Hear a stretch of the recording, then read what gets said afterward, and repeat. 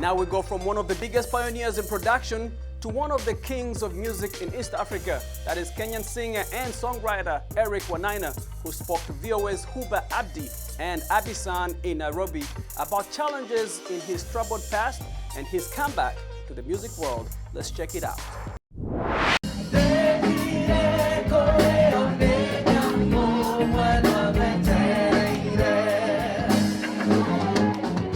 Eric Wainaina's musical talent extends way beyond Kenyan borders as his lyrics touch on social and political issues.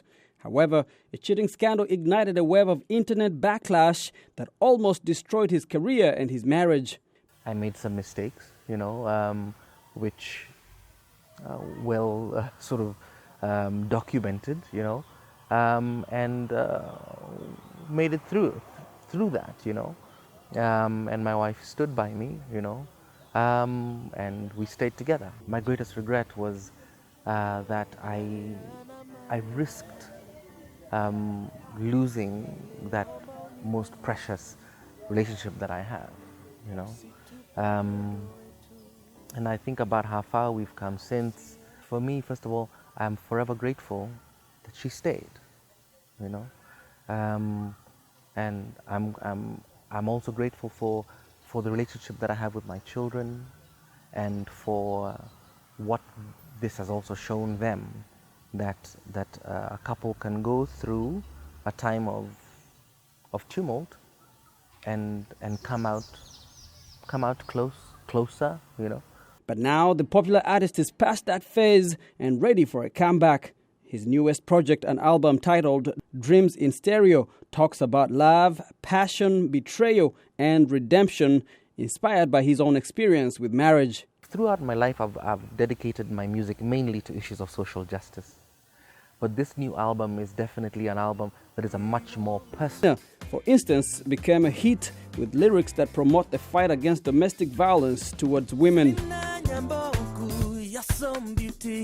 Selena is at the root of it is a domestic violence song. It's this neighbor who is hearing what is happening next door and saying, Selena, you don't have to live like this, and he says, look, I would be happy to come with you to talk to your family and just say, and even return the bride price, It's funny that song, people dance to it as much as they do, despite sort of the seriousness of its message. Many of his songs have had a great impact not only in his country, but in the East African region. His song Inchi ya Kitu Kidogo, released in 2001, became nearly an anthem against corruption in Kenya. Also known for his strong technical skills in music, Wainaina attended the prestigious Berklee College of Music in Boston, Massachusetts.